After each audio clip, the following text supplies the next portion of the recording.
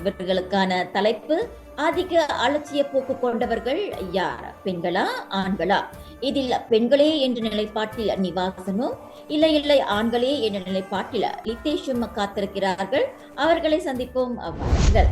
ஐயா, என்ற பொருளாதாரத்தை தேடி ஓடும் பெண்களுக்கும், சமூக வலைத்தளங்களில் நேரலை வியாபாரமும் வீண் விவாதம் செய்யும் பெண்களுக்கும் நேர நிர்வகிப்பு, ஒழுங்கு மற்றும் நேர்த்தி என்ற எதையுமே முழுமையாக கவனிக்க நேரமில்லை என்பதுதான் உண்மை. பணம் பற்றவில்லை என்றால் போதும், எடுப்பார்கள் தங்களது மனைவிகளின் நகையை எடுத்துக்கொண்டு நேரடியாக கடைக்கு சென்று அங்குள்ள நகை நிபுணர்களிடம் இருந்து அதை அடமானம் வைத்து அந்த பணத்தை வைத்தாவது அவர்கள் சூதாட்டம் விளையாட வேண்டும் என்று நினைக்கின்றனர். இன்று எனக்கு வழங்கப்பட்ட தலைப்பு: அதிக அலட்சிய போக்கு கொண்டவர்கள் பெண்களே என்பது எங்களை போடாகும் ஒரு சமூக உண்மையை வெளிப்படுத்தும் உன்னத தலைப்பு கிடைத்ததில் அது ஏனோ ஆனந்தம், இல்லை பேரானந்தம் அடைகிறேன். ஐயா, இந்த அலட்சியம் என்று சொல்லியிருக்கிறதே, அது பெண்களுக்கு ஒரு கலை வடிவம். அந்த கலையெல்லாம் எங்களை போன்ற பொரு புணர்ச்சி கொண்ட ஆண்களுக்கு எல்லாம் ஒரு போதம் பெறாது. பெண்களின் அலட்சிய போக்கிட்டு தக்க சான்றாக அண்மையில் நடந்த சம்பவம். சிங்கப்பூரை சார்ந்த ஒரு குடும்பமாவது தனது வீட்டு அடுப்பை நிறுத்தாமலே விமானத்தில் பயணித்திருக்கின்றார். பிறகு விமானம் பறக்க தொடங்கிய பிறகு தாம் வீட்டில் இருந்தபடியாக முன் வீட்டு அடுப்பை நிறுத்த மறந்து விட்டதை உணர்ந்திருக்கின்றார். பிறகு பதற்றத்தோடு விமானியிடம் தெரிவிக்க, விமானியோ உடனே பாதுகாப்பு படையினரின் உதவியை கேட அவர்கள் வீட்டை சென்று கவனித்த போது வீட்டில் இருந்து கரும் புகை வெளியானதை கண்டு அதிர்ச்சியுற்றனர். இதற்கெல்லாம் காரணம் அந்த பெண்ணின் அலட்சிய போக்குதான். எப்படி பைக்குள் பத்திரமாக இருக்கிறது. பெரும்பாலான வீடுகளில் பெண்களின் அலட்சிய போக்கால் குழந்தைகள் வளர்ப்பு, வீடு சுகாதாரம் போன்ற அன்றாட கனவுகள் குறைகின்றன. அது மட்டுமல்ல, சுய ஆரோக்கியத்திலும் கூட அதிக அலட்சியம் காட்டி வியாதிகளுக்கு மேல் போன பிறகுதான் விழுகிறார்கள். இன்னொன்றையும் சொல்லிதான் ஆக வேண்டும். ஒரு பொருள் இருக்க இன்னொரு பொருளை வாங்கி பணம் விரயம் செய்வதே இவர்கள் நிலையாகி விட்டது. அதனால் ஏற்பட குடும்பங்கள் பொருளாதார சிக்கலை சந்திக்கின்றன. அனைத்தையும் இவர்களே செய்துவிட்டு பழியை மட்டும் நீங்கள் மீது போடுவது என்ன நியாயம் ஐயா?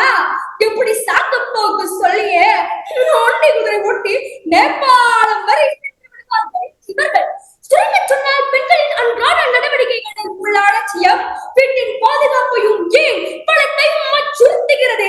எனவே அதிக அலட்சிய போக்கு கொண்டவர்கள் பெண்களே என உறுதியாக கூறி விடைபெறுகிறேன். நன்றி, வணக்கம்.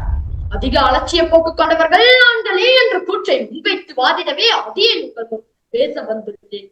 குடும்ப பொறுப்புகளை மனைவியிடம் ஒப்படைத்து விட்டு எல்லாவற்றையும் அவளே பார்த்துக் கொள்வாள் என்ற குடும்ப தலைவர்களின் அலட்சிய போக்கினால் இன்று எத்தனை குடும்பங்கள் தந்தையின் சரியான வழிகாட்டல் என்று சின்ன பின்னமாய் சிதறி கிடப்பதை கண்கூடாய் காண முடிகிறது.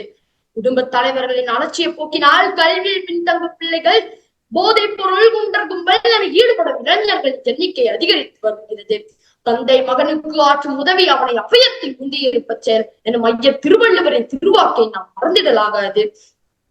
அடுத்து, சுய கட்டுப்பாடு ஆண்களிடத்தில் இல்லை. கண்டதே காட்சி கொண்டதே கோலம் என வாழ்பவர்கள் ஆண்கள். அவர்களை பிறர் கட்டுப்படுத்துவதும் பிடிக்காது. எந்த ஒரு காரியத்தையும் நன்கு சிந்தித்து செயல்படுத்த மாட்டார்கள். எடுத்தோம் முடித்தோம் என செய்து முடித்துவிட்டு அக்காரியம் தோழில் விழுந்ததும் வருந்தி மன உளைச்சலுக்கு ஆளாகின்றனர். இத்தகைய மனப்போக்கை நம் குடும்ப தலைவர்களிடம் பார்க்கலாம். அம்மா சொல்வதை அப்பா கேட்பதில்லை. காரணம் தன் ஆண்வர்க்கம் என்ற மமதை, தனக்கு யாரும் அறிவுரை சொல்லக்கூடாது என்ற அகங்காரம், தம்மை விட பெண்கள் பலவீனமானவர்கள், உலக அறிவாற்றவர்கள் என்ற அலட்சிய போக்கு. சாலைகளில் அதிக விபத்துகள் ஏற்படுவதற்கு காரணமும் ஆண்களின் அலட்சியமே ஆகும். சாலை விதிமுறைகளை பின்பற்றாமல் அதிவேகமாக வாகனத்தை ஓட்டுதல், சாலை சமய விளக்குகளை பின்பற்றாமல் போதையில் வாகனத்தை அபாயகரமாக ஓட்டுதல், மாற்று விட்டுகளாக சாலை ரோட்டிகள் அபாயகரமாக மோட்டார் வண்டிகளை ஓட்டி பல உயிர்களுக்கு மரணம் விளைவிப்பதை கண்கூடாய் காண முடிகிறது.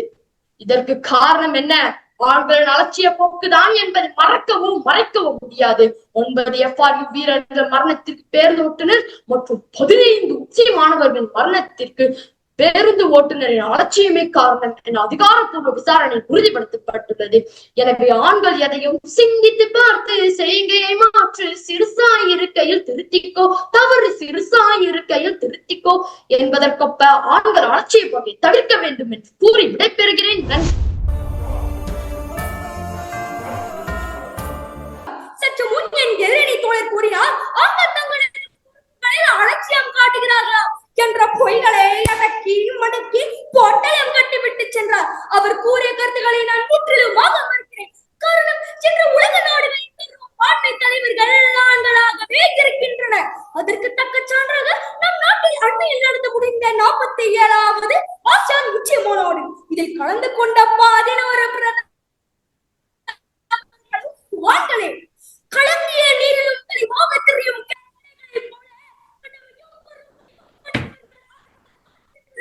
இதைவிட உதாரணங்கள் அலட்சிய போக்கு கொண்டவர்கள் நடத்தும் வல்லமை பெற்றவராக இருக்க முடியுமா?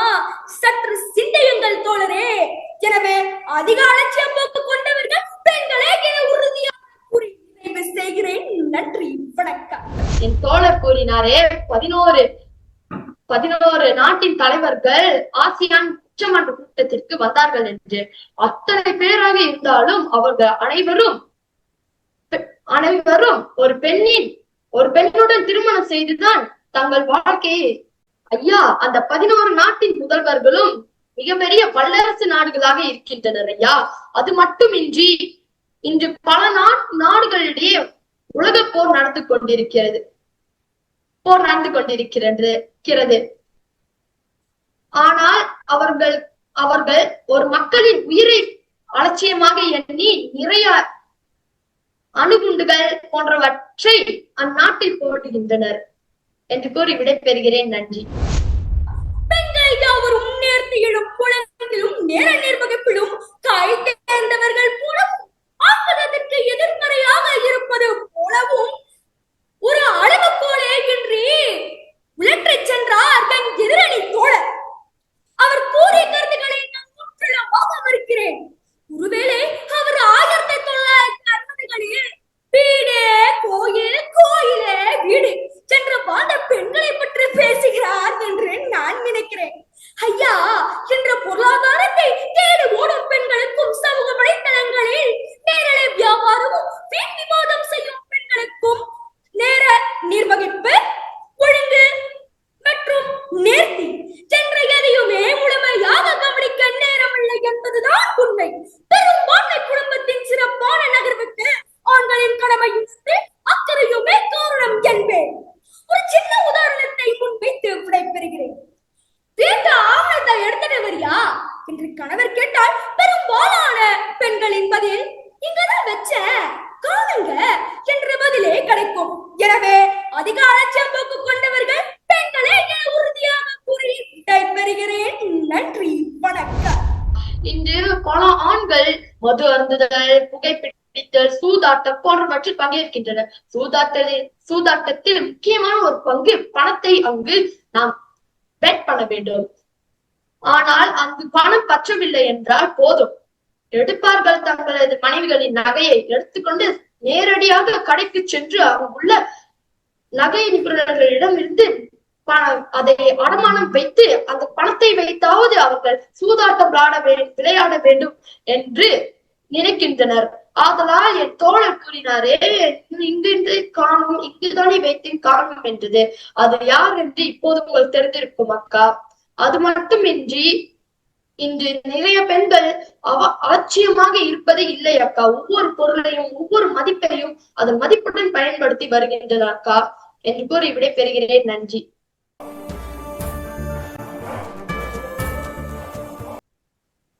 தலைப்புக்கெல்லாம் கேள்வி கேட்கறதுக்கு கொஞ்சம் பயமா தான் இருக்கு.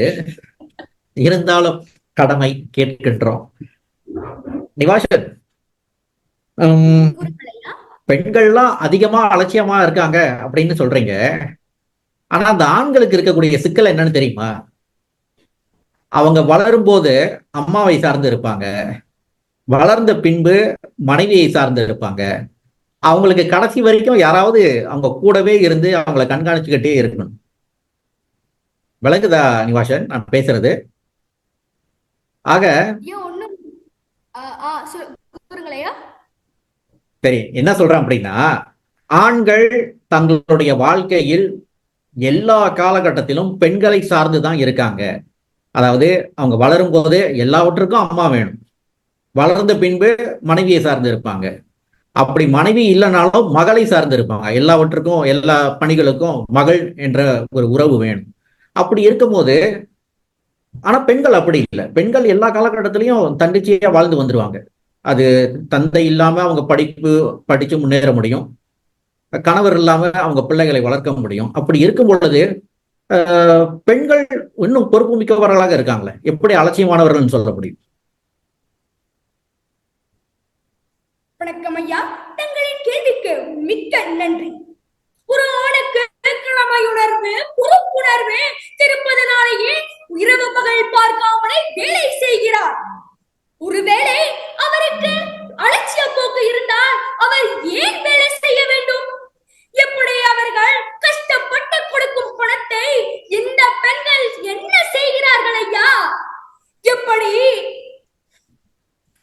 ஒரு பொருள் இருக்க இன்னொரு பொருளை வாங்குவது ஆடம்பர செலவு என பணத்தை அலட்சியமாக செலவு செய்கிறார்கள். எங்கு அலட்சியம் காட்டுவது ஆண்களா பெண்களா? எனவே அதிக அலட்சிய போக்கு கொண்டவர்கள் பெண்களே என உறுதியாக கூறி விட்டை பெறுகிறேன். நன்றி, வணக்கம். நன்றி நிவாசன். தொடர்ந்து லிதேஷ், தயாரா இருக்கீங்களா? சரி. அதாவது ஆண்கள் தான் அதிக அலட்சிய போக்கு கொண்டவர்கள் அப்படின்னு நீங்க சொல்றீங்க. ஆனா இன்றைய கால சூழலை பார்ப்போமே, பெண்கள் அவ்வளவு லேசுப்பட்டவர்கள் அல்ல. இன்று பொறுப்புகளை இருவருமே குடும்பத்தில் பகிர்ந்து கொள்ளக்கூடிய ஒரு சூழல் இருக்கு. ஆண்களும் வேலைக்கு போறாங்க, பெண்களும் வேலைக்கு போறாங்க. இன்று ஆண்கள் வீட்டு வேலையும் செய்ய வேண்டும் என்று பெண்கள் விரும்புகின்றார்கள். ஆகவே ஆண்களுக்கும் பொறுப்பு இருக்கு, அந்த பொறுப்பை சரியாதான் செய்யறாங்க.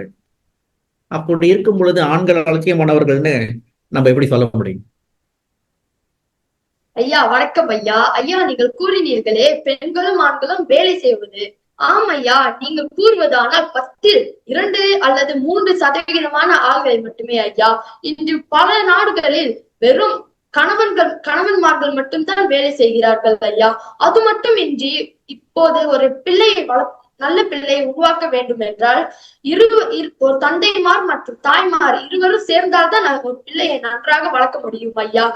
ஒரு கையினால் ஓசை எழுப்ப முடியாது, 2 கைகள் இணைந்தால்தான் ஓசை எழுப்பும். அது போல தாயுடன் தந்தைமாரும் தன் பொறுப்பை ஏற்று செய்தால்தான் ஐயா ஒரு நல்ல பிள்ளைகளை உருவாக்க முடியும். அது போல பெண்கள் மட்டும்தான் இக்காலத்தில் வேலைகள் செய்ய வேண்டும் என்ற அவசியம் இல்லை ஐயா.